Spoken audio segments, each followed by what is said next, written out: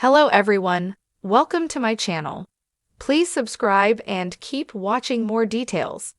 Coronation Street and the Etihad-City Pass gives behind-the-scenes access for a bargain price.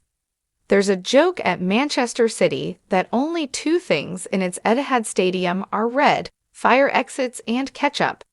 As we take a tour around the football ground, our guide Andy embellishes the tale with a mischievous grin. "We've been trying to change the ketchup to blue," he teases, "but it doesn't look right on our chips."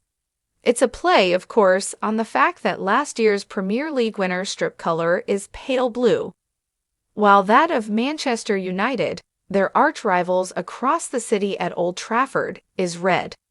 Quips aside, the Etihad Tour gives football fans of any description a fascinating glimpse into team tactics. Showing us around the home changing room, Andy told how City's Spanish manager Pep Guardiola insisted it was round so that every player felt included during team chats.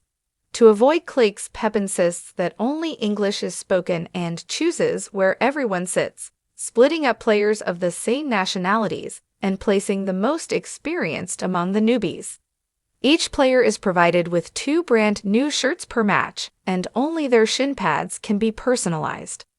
Andy also revealed how superstitious Kyle Walker always wears the shin pads his mom bought him as a 14-year-old schoolboy, handed over with the stern instruction to look after them. 20 years later, he clearly has. Pitchside, Pep and his team are treated to comfy heated seats, and subs get heat pumped out to them from the ground, while the visitors soak up the cold. It was fascinating stuff for myself, my partner Tim, our 15-year-old son Freddie, and his friend Archie, also 15. We were in the busy Northwest City, armed with a recently launched Visit Manchester Pass, which gives access to 12 attractions plus discounts on several entertainment and food venues for a one-off fee over 1, 2, or 3 days. A one-day pass costs £79 for adults and £60 for kids. For an idea of savings, organizers claim adults can save over £60 on a typical itinerary with a £99 2-day pass. Next up for us was the Coronation Street experience, a behind-the-scenes peek into Britain's longest-running TV soap. Exposing a few tricks of the trade, our guide Jeanette told how wine in the Rover's Return is actually grape or apple juice, while its famous hot pots are slops from the staff canteen. And as outdoor and indoor scenes may be recorded weeks apart, meticulous details have to be noted.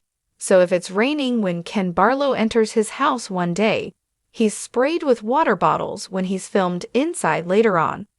The tour also included an exhibition and hilarious film, which reminded us of some of the acerbic lines that helped turn it into one of Britain's best-loved shows after it launched in 1960, like Deirdre Barlow saying of her daughter, "I see our Tracy like I see asparagus, kind of an acquired taste." It didn't matter that the boys weren't avid watchers, they were fascinated by how the show is made. We'd arrived at the city's Piccadilly station on an Avanti West Coast rail service from London Euston. I'm a big fan of taking the train. It's often faster, easier, and altogether less stressful, and this route is particularly good, with trains running every 20 minutes and taking around 2¼ hours. If you upgrade to first class, you can eat and drink your way along the route too, with Forest Gin from Macclesfield in Cheshire and goodies from Birmingham's Beaumont Patisserie. In Manchester itself, public transport was quick, cheap, and easy to navigate, partly thanks to a comprehensive tram network where a family weekend travel card covering up to 2 adults and 3 children costs just £9.50.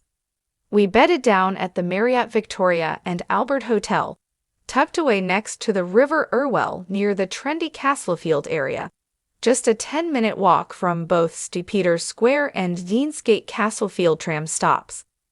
Exposed brickwork in our large family room gave it an industrial chic feel, while the 20% Manchester Pass discount in the Waterside Bar and Restaurant was an added perk. Next up for us was Sea Life, an aquarium packed to the gills with underwater wonders, including colorful clownfish, eels, seahorses, and jellyfish. One of our favorite zones was the ocean tunnel, a walk-through arch which gets you up close to beasts of the sea, sharks, rays, and turtles. But we were about to go one step further and climb in with them. It's not included in the Manchester Pass, but we treated ourselves to an add-on extra, a snorkel with sharks experience. Clad in wetsuits and snorkels, visitors climb into a cage beneath the water in the center's vast ocean aquarium, surrounded by a host of the sea's most fearsome creatures.